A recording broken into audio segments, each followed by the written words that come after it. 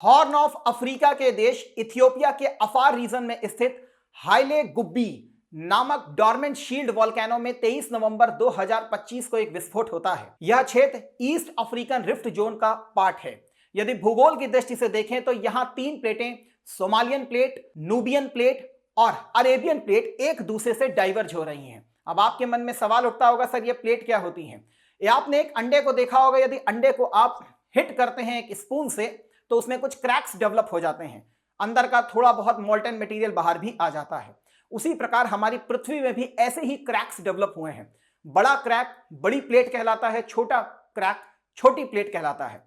इनमें दो प्लेटें आपस में टकराती हैं तो माउंटेन का निर्माण होता है। जब दो प्लेटें आपस में दूर हटती हैं तो अंदर का मोल्टन मटेरियल बाहर लावा के फॉर्म में आ जाता है। इसी प्रकार हाइले गुब्बी में 23 नवंबर को विस्फोट हुआ और यह विस्फोट इतना घातक था कि राख के गुबार लगभग 14 से 15 किलोमीटर ऊपर अपर एटमॉस्फेरिक विंड बेल्ट में चले जाते हैं और इसी अपर एटमॉस्फेरिक विंड बेल्ट के प्रभाव से इनके राख के गुबार जो हैं वो यमन, ओमान से होते हुए भारत के गुजरात, दिल्ली, राजस्थान, इस पूरे क्षेत्र को अपनी आगोश में ले लेते हैं और इसी के परिणाम स्वरूप आगे की तरफ अब ये चीन और जापान और ताइवान की तरफ अग्रसर हो चुके हैं।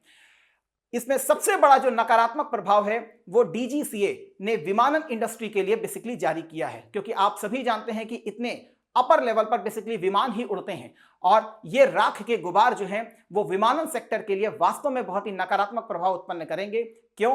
क्योंकि हवाई जहाज के इंजन का तापमान बहुत ज्यादा होता है और ये ज्वालामुखी की गैसेस जिसमें सल्फर डाइऑक्साइड होती है, कार्बन डाइऑक्साइड होती है, हाइड्रोजन सल्फाइड होती है, हाइड्रोजन फ्लोराइड होती है और कुछ सीमित मात्रा में कार्बन मोनोऑक्साइड भी होती है। ये उनके साथ रिएक्ट कर सकती है और उसको नुकसान पहुंचा सकती है।